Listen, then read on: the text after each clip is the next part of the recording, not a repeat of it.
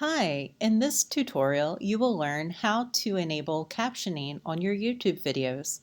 This is very important because we want to make sure that everyone can access your information and that we model inclusive teaching techniques.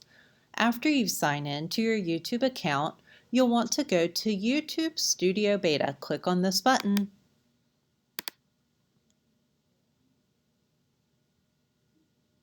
From there, you'll go to the bottom of the sidebar menu and click on Creator Studio Classic.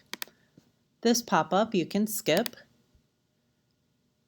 and then you'll want to go to the Video Manager on the left-hand side. Click there and it will bring up a list of your YouTube videos. From there, if you click on this small arrow that is next to Edit, you'll see an option for Subtitles/CC. Notice that it wants me to set the language of my video. I'm going to select English, and it says that it will add the subtitles or this closed captioning. Click Set Language.